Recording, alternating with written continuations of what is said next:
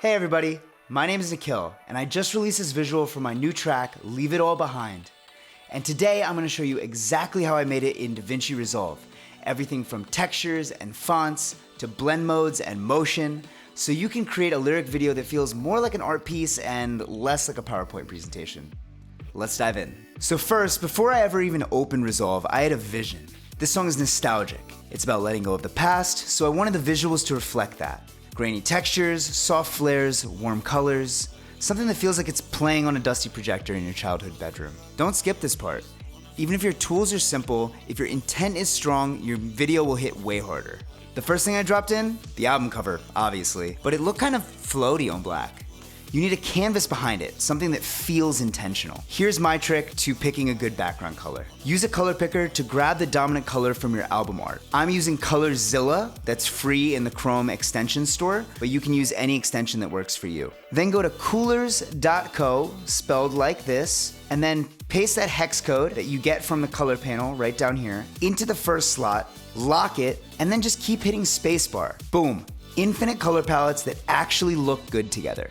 I'm a sucker for maroon, so I rolled with that. But play around, let your vibe pick the background. All right, now for the part that actually makes this a lyric video, the text itself. I just drag in a text block, update the lyrics, change the font and color to match the vibe, and unfortunately, it's kind of repetitive, but you have to take that block, copy it over to the right, change the lyrics, maybe change the size, zoom in or zoom out in order to fit the proper amount of text on the line. I usually try to keep it to just 2 lines of text per screen because I think that's what looks good, but you might want to just keep it to 1 line depending on the speed of your song, or you might want to add even more lines. It depends on what you want it to look like. You also want to add fade in and fade out transitions to each of the text blocks. The easiest way I've found to do this is to click on the block and click Command T, and that should add cross dissolves to both the beginning and end. You can actually do this for any clip on your timeline, so keep that trick in mind for later. This is the bread and butter. I know it's tedious, but once you get in a groove, it flies because your song is only a couple minutes long anyway. There's a lot of repetitive parts as well, so take advantage of that and just copy and paste the chorus over and any other section that repeats as well. Next, fonts. You can ruin a lyric video quickly with a bad font. I wanted something nostalgic but clean, so I browsed dafont.com, which is great for free fonts. I found this retro style and I installed it on my computer. Here's the before and here's the after. It's way more aligned with the emotion of the song. One thing to note here, if you do want the font to show up once you've installed it, you might need to close DaVinci and restart it in order to actually have the font show in the drop-down menu. Next, we've got the secret sauce, textures. A great lyric video doesn't feel like text on a flat background. It feels alive. To do this, I layered film grain and lens flares and different floating particles to add a sense of motion. You can find these for free on places like pexels.com or Pixabay, and you can search for things that are relevant to your video. So here are some terms that I searched in order to find something that I felt would feel vintage and nostalgic. You can see how the film grain adds a little graininess, a little bit of texture, and even this kind of flashing in and out. You can see how this VHS overlay adds those scrolling lines across the screen along with some floaters throughout. And you can see how these gold floating particles add a sense of motion, like there's something coming at you through the screen throughout the entire video. Most of these clips are like 10 seconds long, so I loop them and use simple dissolves to make it feel seamless. Find what you want, download them, stack them, use blend modes, and suddenly your video goes from basic to beautiful. Don't forget to add static textures to add depth to your video as well. So I used this crumpled paper effect. I used a little blend mode on it to really make it change the background so it feels like this lyric video is something you wrote on a piece of paper, crumpled up, and threw into your bedroom and found years later. Those little effects and those little touches make a huge difference in the experience later. Next, composite modes, which are called blend modes in Photoshop, are everything. Do you want your particles to glow instead of block the text? Use screen. You want your grain to embed into the shadows? Try multiply or overlay.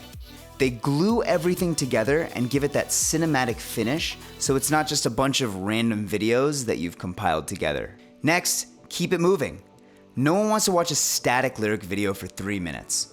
So I added subtle motion. I used an effect called noise distortion, which adds a little wavy effect. It can be really intense, but I dialed it way down so that it would just add this subtle waving effect that kind of keeps your eyes excited and interested throughout the video. It doesn't need to be flashy, just don't let it sit still. Next, try adding little surprise moments. Right at the beginning of the song, I added this moment that I totally stumbled on, but I thought it worked so well.